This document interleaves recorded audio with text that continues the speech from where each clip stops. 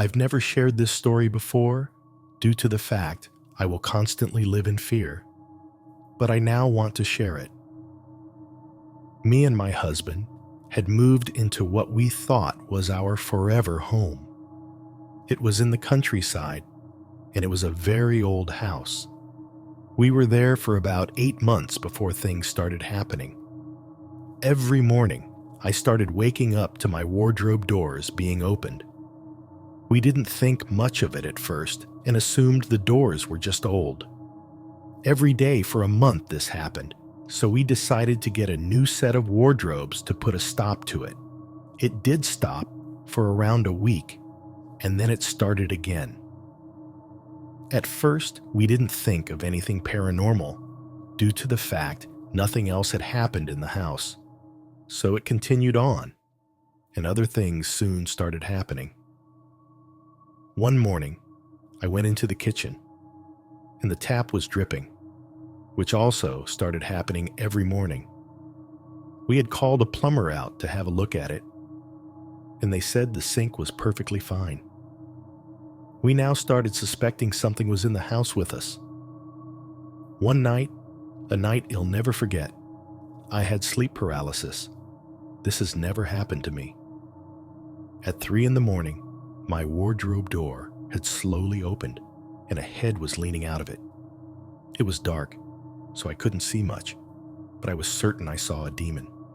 It had red eyes and horns. The way I felt in that moment was terrifying. What I saw was very disturbing. Once I snapped out of it, I shot up and screamed. My husband comforted me, and eventually, I fell asleep. The next morning, my husband arrived home with some cameras for the rooms. He installed one in our bedroom and one in our kitchen. The first night, there was nothing on the cameras, but the second night confirmed it all. That night, I once again had the same sleep paralysis as I did a couple of nights ago. The same demon came out of my wardrobe, but this time it stood over me staring into my soul. I couldn't move or scream. It was horrifying. We watched back the video footage, and we saw a shadow on my side of the bed. Also in the kitchen, we saw the same shadow near the kitchen sink, and seconds later, the tap started dripping. We were no longer staying in that house. We stayed with my mother until we could sell the house and find something else. In the meantime, we went to church every Sunday, as we were certain we had encountered a demon. The church looked after us, and we were in safe hands.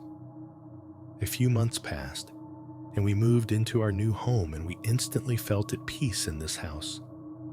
We pray every day that nothing like that would ever happen to us again.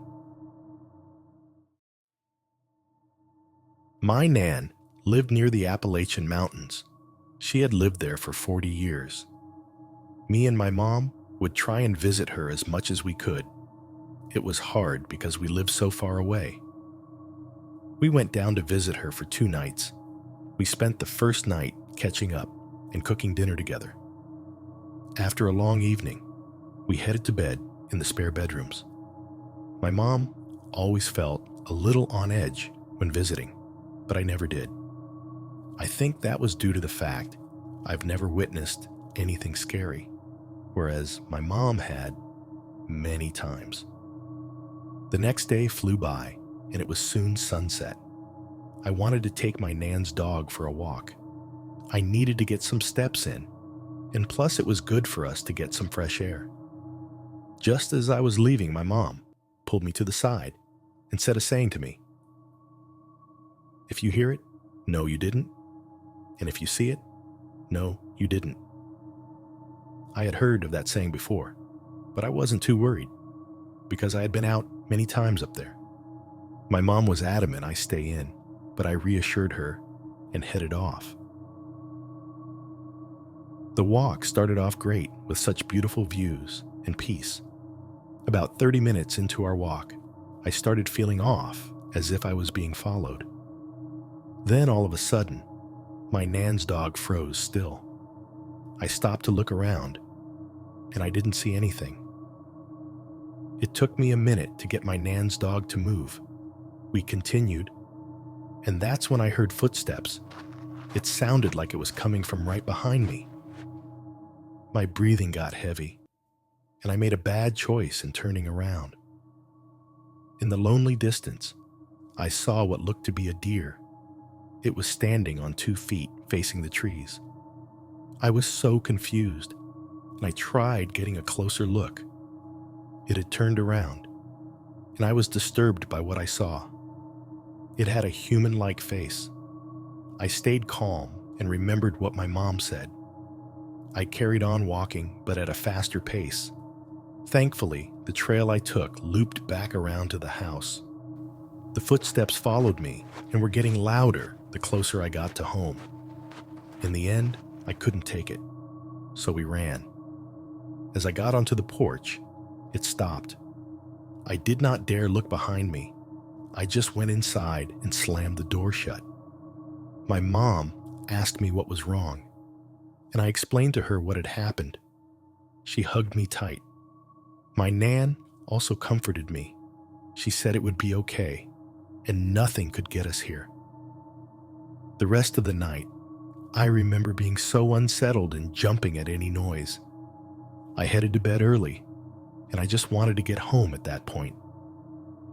Unfortunately, that wasn't the end. I was woken in the night by the same footsteps. This time, it sounded like it was in my room. I shut my eyes back up and ignored it. I then heard, "Hello," in a creepy voice. Again, I kept my eyes shut and held my blanket tight. A few minutes passed, and I thought it was finally gone until I heard the same hello again. But what scared me the most was that it whispered it in my ear. It felt like it was lying right next to me. I knew I had to do one thing, and that was be brave and ignore it. After what felt like an hour, I did manage to get back to sleep and woke the next morning. We packed up, said our goodbyes, and headed home. I was so glad to be leaving. And honestly, I'm too scared to ever go back. Me and my boyfriend love traveling and spending time away. Let me tell you our scariest holiday story. My boyfriend's Nan owned a small glamping pod in mid-Wales. She kindly let us stay in it for 3 nights, and we were so looking forward to it. Just a side note, there were 2 other pods on the land, but they were not being used. We started our drive around 9 in the morning and reached the pods around midday. We did stop off at a supermarket to get some food, snacks, and drinks. We had to self-cater. It was so beautiful. The view was amazing. We packed our stuff away, settled in, and started preparing the BBQ outside. My boyfriend cooked us some delicious burgers and hot dogs. We had a glass of strawberry wine each, and no, this did not affect us or change what happened. We spent our evening sitting on the outdoor sofa, eating snacks and talking. It was so nice to be away in such a beautiful place. The sun was setting, and we decided to go into the hot tub for a few hours. We had another glass of wine each and more snacks. Again, it was going great until we started hearing noises come from the bushes behind us. I noticed them first and asked my boyfriend if he heard it too. He did. He said maybe it was an animal, and I agreed as we were in the countryside. It wasn't until 10 minutes had passed, and I heard it again, but this time it sounded more humane. My boyfriend got out to investigate. What made it scary was that he said nothing was there, and there was no sign of anything. I suggested we go back inside and watch a movie on the TV. He agreed. We logged into our Netflix and watched a comedy. We had some popcorn to finish the night off. We must have nodded off because I remember waking up to tapping at the door. They were double doors and all glass. Unfortunately, we forgot to shut the curtains as we locked the door. I tried waking my boyfriend, but he was sound asleep. I was too scared to get up and shut the curtains. I eventually got up and shut them, and just as I was about to pull them closed, in the field stood a tall, dark figure. I screamed for my boyfriend, and he jumped out of bed. He asked me what was wrong, and I said I saw something in the fields. He went to look, and it was gone. We headed back to bed, and I didn't sleep an hour, and my boyfriend barely slept. I was just so petrified, especially because we were in the middle of the countryside. The next morning, my boyfriend asked if I wanted to continue for the 2 nights we had left. I took some time to think, and in that moment, chose to stay, as I wanted to make the most of our time away. We headed out for a walk and found a small town nearby. We stopped for some breakfast and headed back to the pod. As we got back on the land, we saw a few goats on a farm, right next to the pods. We went to see them as they were so cute. As we got closer, we noticed one was lying on the floor. It wasn't what it seemed. We got closer, and a foul smell was lingering in the air. Once we got to the fence, the goat was dead. I will spare the details, but we know for sure it was killed. I ran straight to the pod and threw up. I packed up our things and wanted to get out of there as quickly as possible. My partner was also rushing with me. We got into the car and left. When we got back, we stopped at my boyfriend's Nan's, and we told her everything.